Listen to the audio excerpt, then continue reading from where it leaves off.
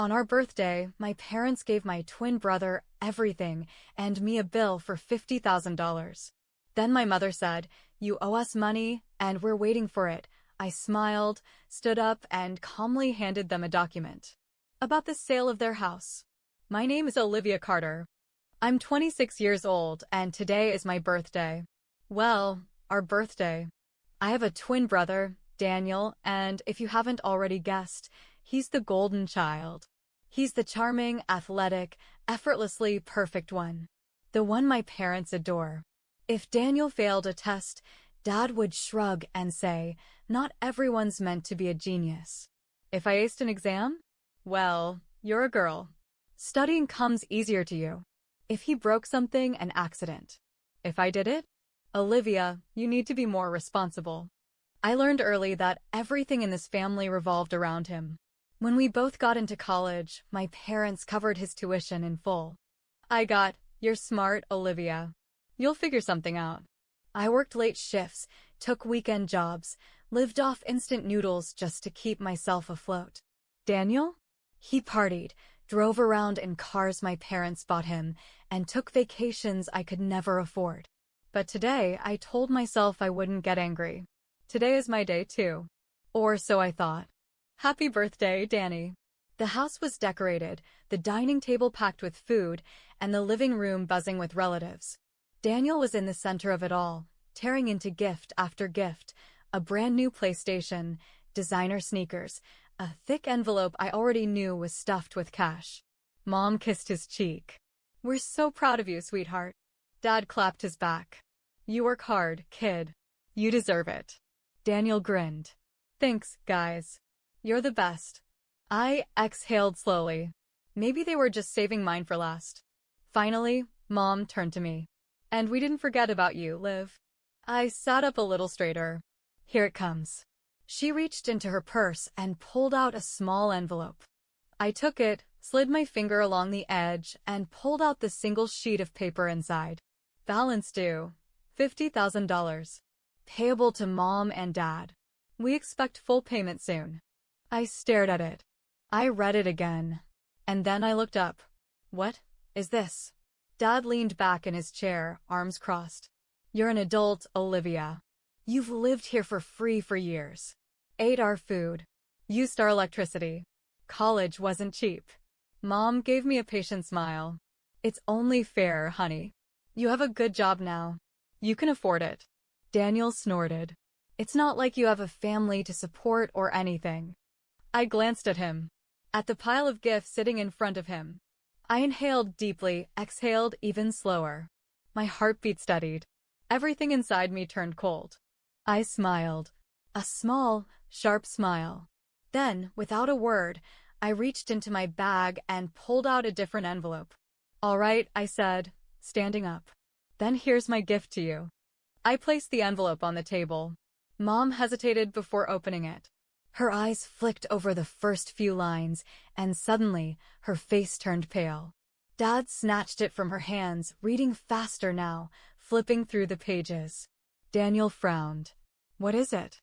I crossed my arms. "It's the finalized contract for the sale of this house." Silence.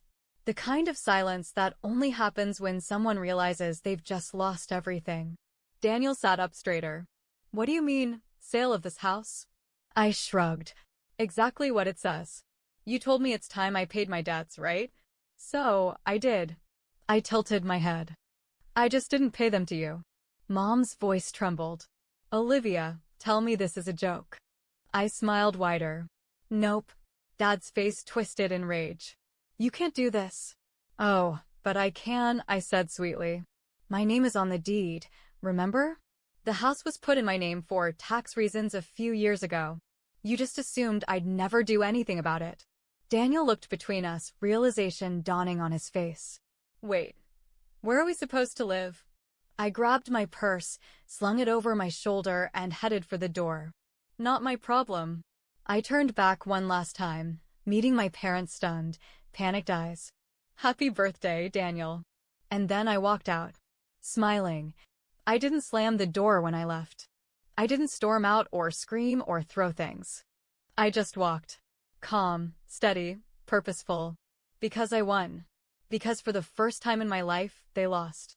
My phone buzzed in my pocket before I even made it to my car. I didn't need to check to know it was my mother. Then another buzz. And another. By the time I slid into the driver's seat, the notifications were coming nonstop. Mom. Dad. Daniel. Aunt Linda. Even Grandma. I put my phone on silent and tossed it into the passenger seat. Let them panic. They had no idea how long I had waited for this moment. How long I had planned it. 1 year earlier. Olivia, we need you to co-sign. I was sitting at the kitchen table, staring at the house deed Dad had placed in front of me. It had been a normal Saturday morning until then, coffee, silence, a rare moment of peace before the chaos of family life. But now? Now I was looking at the single biggest mistake my parents had ever made. Why? I asked, keeping my voice neutral. Mom sighed like I was being difficult. For tax purposes, honey. It'll be easier if the house is in your name, but don't worry. We'll still be paying for everything. It's just a formality. A formality. A technicality. A trap. I knew better than to trust them. But I also knew that if I refused, they'd turn it into a guilt trip from hell. After everything we've done for you, you can't do this one little thing? Do you even care about this family? Daniel would do it in a heartbeat. So I smiled, nodded, and signed my name. And then, when they left the room, I scanned every page of that document, saved it to my personal files, and started planning. Back to now, the fallout begins. It took exactly 1 hour for the first explosion. Bang, bang, bang. The knocks on my apartment door rattled the frame. Olivia, open this door right now. Dad. I rolled my eyes, took a long sip of my coffee, and walked over at a leisurely pace. When I pulled the door open, he shoved past me like a bulldozer. What is this? He waved the sale contract in my face like it was a death certificate. Which, honestly, it was. I crossed my arms. That's your problem now. His face was red. You sold our house? I leaned against the wall, watching him unravel. No. I sold my house. He was shaking. You little.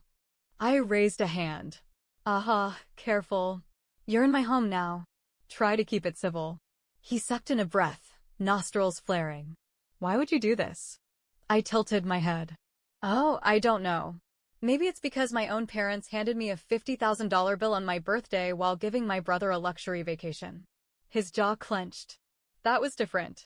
He works so hard, deserves it, is the pride and joy of the family, blah blah blah. I finished for him. Yeah, I've heard it before. I pushed off the wall and stepped closer. You expected me to roll over and accept that debt. You thought I'd just take it like I always have. But I didn't. I flipped the script. He stared at me, breathing hard. Where are we supposed to live? I smirked. Not my problem. He pointed a finger at me. You're going to fix this. I laughed. Actually laughed. Fix this? Oh, Dad. I didn't break anything. He opened his mouth, but I was already walking to the door. You can leave now. Oh, and take this with you. I grabbed the contract from his hand, flipped to the final page, and pointed at the buyer's name. He squinted. Read it. And then his face fell. Because right there, in big, bold letters, was a name he recognized. Marcus Patel. His landlord. The guy who already owned the building where Dad's business was renting office space. The guy who, after a single phone call from me, had been thrilled to buy my childhood home at a price I knew my parents could never afford to match. Dad's voice dropped. Olivia, what did you do? I grinned. Oh, just made sure the house stayed with someone responsible. Someone who's very interested in raising your rent next month. His eyes went wide. And for the first time in my life, I watched my father panic. 1 week later, the dominoes fall. Daniel was next. He showed up at my office, storming in like a spoiled prince. You ruined my life, he snapped, slamming his hands on my desk.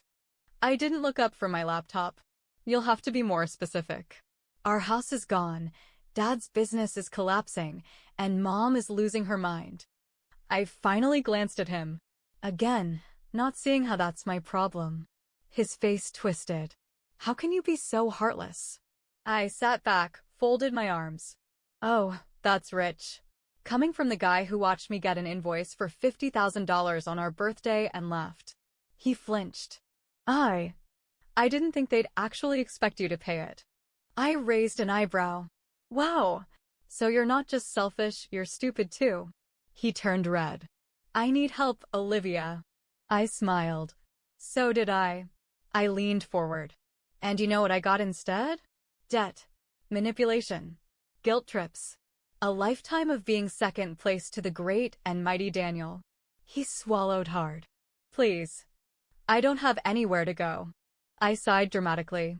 That sucks. His eyes were desperate now. Olivia, we're twins. You're my sister.